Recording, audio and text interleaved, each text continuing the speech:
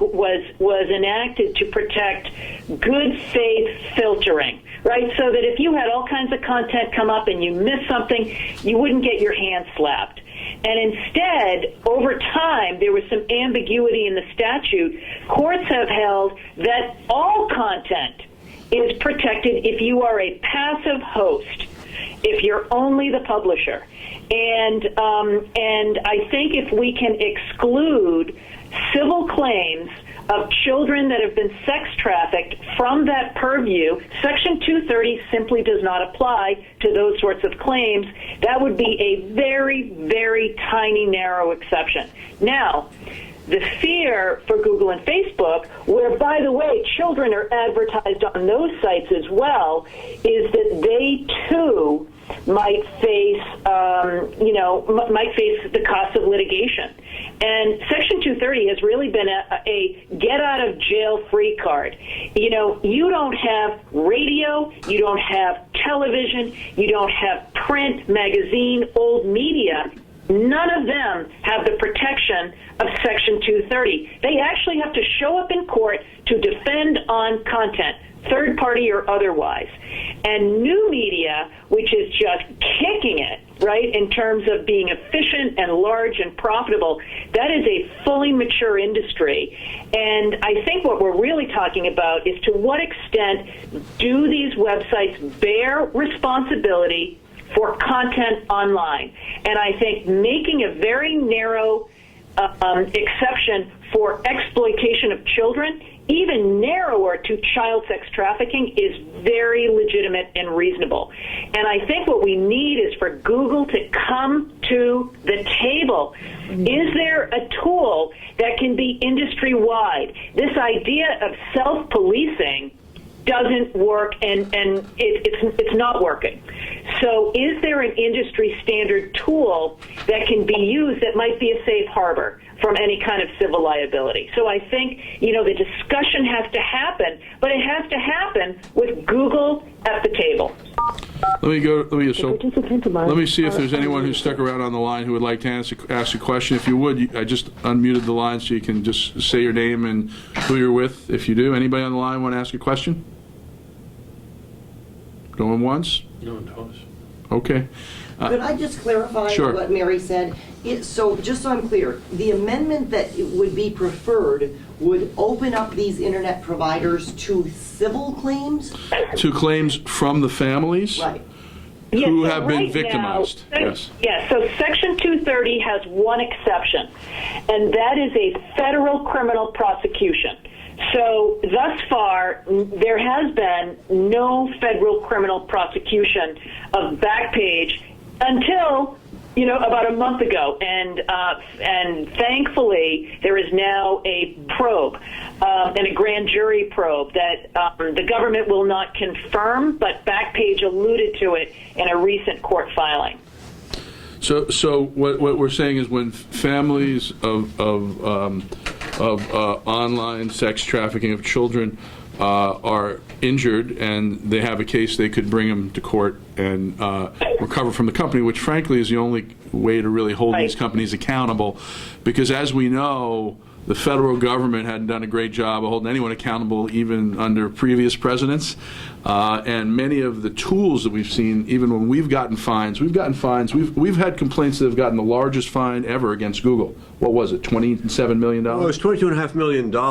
We complained to the Federal Trade Commission about the way Google was putting down tracking cookies on the Apple Safari web browser and lying about it.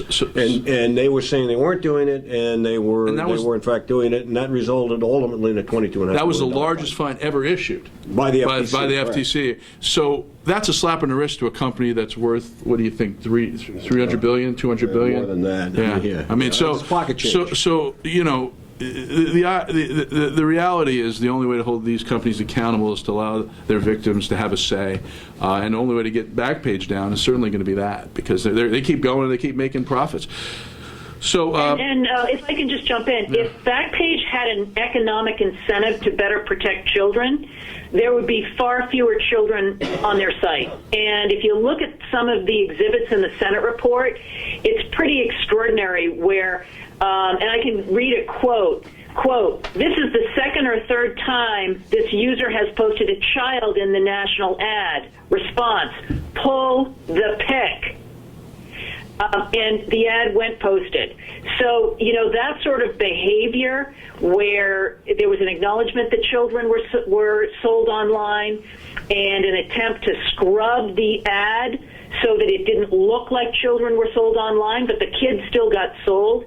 If there was an economic incentive where victims could sue, Backpage would not be doing that. So the amendments wouldn't do anything to change the This is Timothy Head with the Faith and Freedom Coalition. This debate back and forth that we're having here is the crux of the reason for the application for last fall by the Massachusetts Attorney General for a case that dealt with this on behalf of victims coming out of Massachusetts, out of Boston.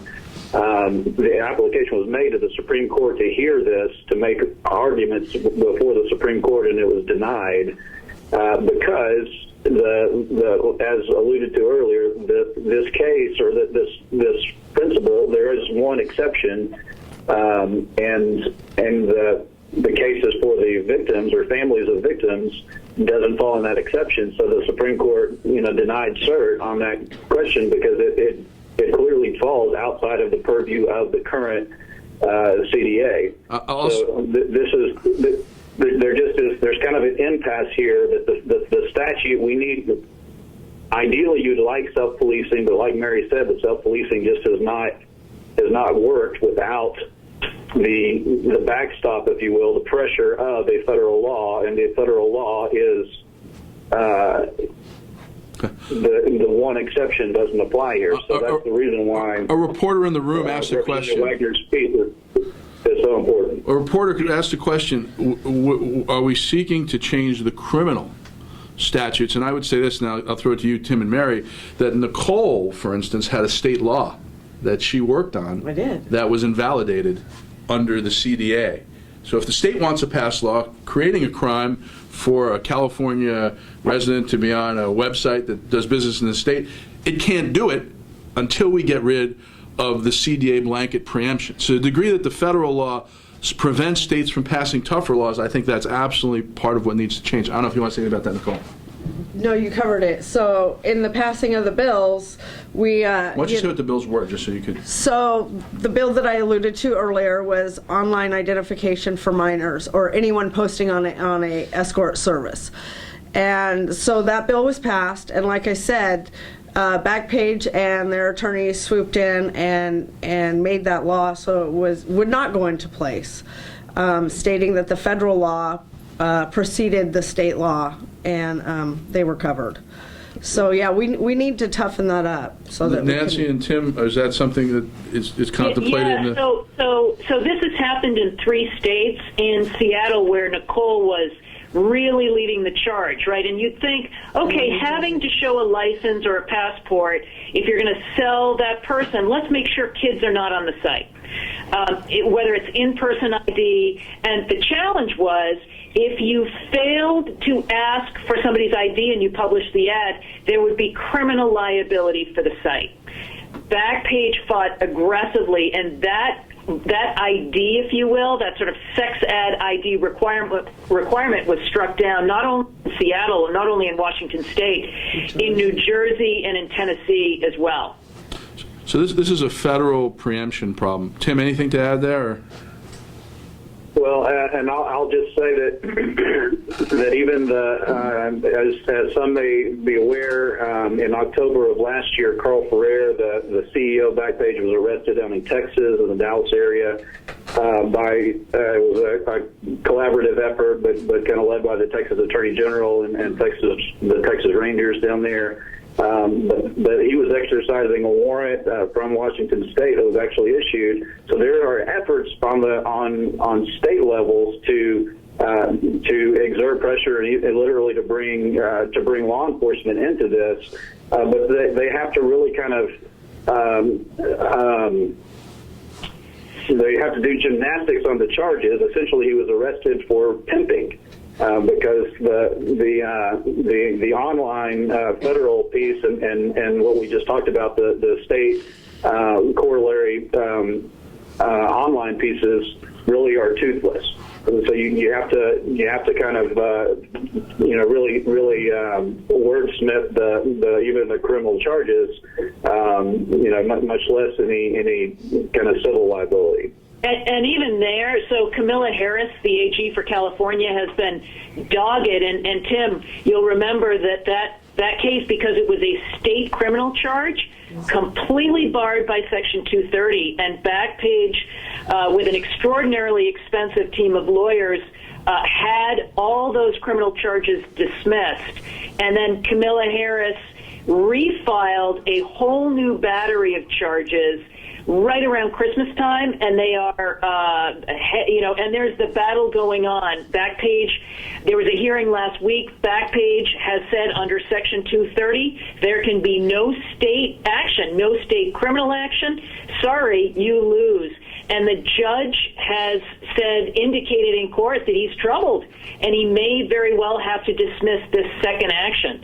So that's the challenge, is that Backpage has been operating for a dozen years now, or 10 years, a completely risk-free business with a great deal, mostly illegal, under color of law. Thank you, Mary. You can tell she is a lawyer, or was a recovering lawyer, as well as a director producer. Right? We're going to let Nicole say one thing, and then we'll close it up unless anyone has a question. So I guess my plea would be in changing this law, would be that, so 10 years ago, we had parents like myself that were arguing against Craigslist. And Craigslist did the right thing, and they pulled out of the adult escort services. Today, we have Backpage, and if we don't narrowly change this law and get something on the books around Section 230, in 10 years from now, you're going to have a new set of parents and a new set of victims, and it'll be just a new website. And so I encourage you to watch the movie, call your congressman, call your senator, and just let's make this happen so there's no more victims. And I want to say that Dr. Oz, who's dealt with I Am Jane Doe, has a change.org petition that the public can sign to send an email to Congress to get this done as well. That's doing pretty well. So hopefully people will know about it, and if they want to participate, that's something they can do. Just quickly, okay. Do you mind if I get names and titles? Sure. Nicole S. Nacole from the film, John Simpson, who's our privacy director, Jamie Court. I'm the president of Consumer Watchdog. On the line was Mary Mazzio, Mazzio, and they're quoted. Everybody's quoted in the press release, so you can get the spelling. And then Tim Head was with the Faith and Freedom Coalition. He was the last person speaking, and prior to that was Jerome Elam. Jerome, do you have anything to say in closing? Yes. I mean, just that it's critical we get that changed. As Nicole mentioned, there are parents out there and there are victims out there who are suffering right now. And as I mentioned earlier, as we speak, kids are being sold on Backpage.com. We've got to end this depravity. We've got to talk to our congressmen and women and make sure they understand, the serious nature of this and not let one more child suffer as I have and Nicole's daughter did. We've got to stop this insanity. Thanks, Jerome. Thank you all. We'll be available on the numbers on the top of the release if anyone wants to chat. Thank you. Thank you, Mary. Oh, we hung up on her. It's okay. We'll call her in a bit. All right, thanks. If they want anything, I'll talk to you. Yeah, no, they may want to do some one-on-one stuff. I know. One man show. He's good. He's good. You probably got